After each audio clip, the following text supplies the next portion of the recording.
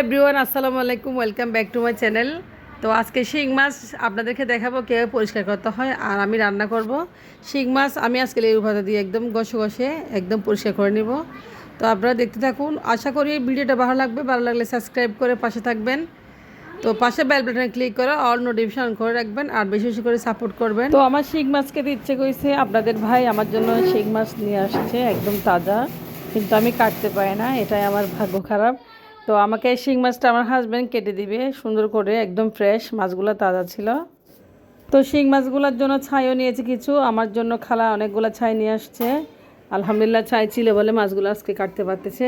তো মাছগুলো একদম দেশি মাছ, ছাই দিয়ে কেটে নিয়েছে আমার হাজব্যান্ড সবগুলো মাছ খুব সুন্দর করে। দেখতে পাচ্ছেন শিং মাছগুলা ছাই দিয়ে কাটার পর আরও পরিষ্কার করতে হবে, এবং এগুলো কালো কালো হয়ে গেছে।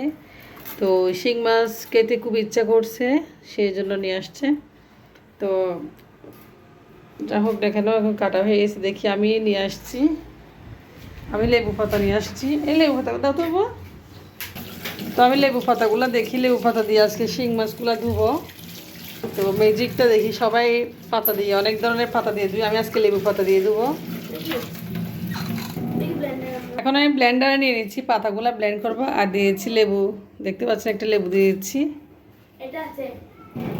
রাখো। সামান্য পানি দিয়ে দিচ্ছি। দেখি ম্যাজিকটা দেখায় আপনাদেরকে। লেবু পাতা দিয়ে আজকে শিং মাছগুলো আমি পরিষ্কার করবো, দেখি হয় কিনা, চেষ্টা করে দেখি। করে নিচ্ছি শিং মাছগুলো লেবু পাতা দিয়ে পরিষ্কার হয় কিনা দেখি।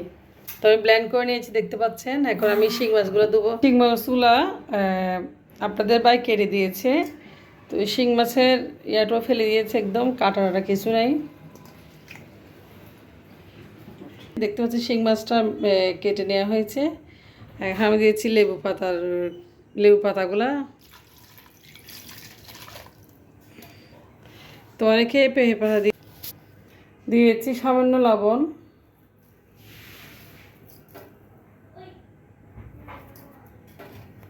তো লবণ আর পেঁপে পাতা দিয়ে আমি শিং মাছটা আজকে ধুয়ে নিব। দেখি সবাই পেঁপে পাতা দিয়ে পরিষ্কার করতেছে, আর আমি লেবু পাতা দিয়ে করব।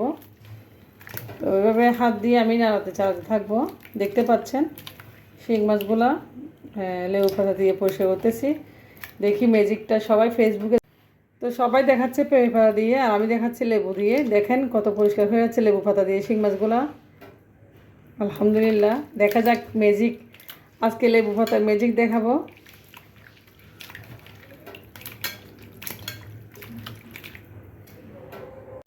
তো মাছগুলো দেখতে পাচ্ছেন দল একদম সাদা হয়ে গেছে। তো সবাই তো পেঁপে পাতা দিয়ে দুন, আমি আজকে লেবু পাতা দিয়ে দিয়েছি। দেখতে পাচ্ছেন মাছগুলো কত পরিষ্কার হয়ে গেছে, মাশাল্লাহ। তো আমি এটা বোঝাতে চাচ্ছি, শুধু লেবু পাতা দিয়েও মাছ পরিষ্কার হয়। দেখেন কতটা পরিষ্কার মাছগুলো হয়ে গেছে, মাশাল্লাহ, একদম সাদা হয়ে গেছে। তো মাথাগুলো একটু সাদা হয় নাই, মাথাগুলো আসলে আরও সময় লাগবে। যাই হোক, মাছগুলো আমি কচলাই ধুয়ে নিচ্ছি। দেখতে পাচ্ছেন একদম হাত দিয়ে কতগুলো ময়লা বের হয়েছে, দেখতে পাচ্ছেন মাছ থেকে। এগুলো সব ময়লা। খুব সুন্দর হয়েছে মাছগুলো, একদম লেবু পাতার ঘ্রাণে মাছগুলো একদম গন্ধ চলে গেছে। তো সবচেয়ে নিরাপদ আসলে লেবু পাতা ধুইলে। শুধু মাছ আপনারা ধুবেন বা পেঁপে পাতা দিয়ে, লেবু পাতা দিয়েও মাছ ধুতে পারেন। দেখতে পাচ্ছেন একদম সাদা হয়ে গেছে, একদম সাদা হয়ে গেছে মাছ। দেখেন, আর আপনাদের দেখাচ্ছি কাছ থেকে। তো মাছটা আসলে খুব সুন্দর করে ধুয়ে নিয়েছি একদম। মাছগুলো আমি কষিয়ে নিচ্ছি। শিং মাছগুলো রান্না করার জন্য আমি মরিচ মশলা ভালোভাবে চুলায় কষিয়ে নিচ্ছি। তো মাছটা ধুয়ে নিয়েছি ফ্রেশ করে, মাছটা এখন আমি রান্না করে নেব। তো সবাই খাওয়ার জন্য অপেক্ষা করে আছে, এই শিং মাছ দিয়ে ভাত খাবে বাচ্চারা সহ। তো এখন রাত 9টা বেজে গেছে। তো মাছগুলো দিয়েছি, মরিচ মশলা কষা ভালোভাবে। তো মাছটা একটু পাতলা ঝোল হলে আসলে খেতে অসম্ভব মজা হয়, খুব বেশি ভালো লাগে।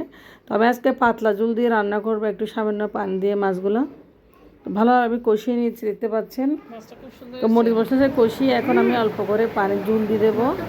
ঝোল দিয়ে দেখতে পাচ্ছেন, এখন ঝোল দিয়ে একটা ডাকনা দিয়ে দেবো, মাছটা একটু হওয়ার জন্য।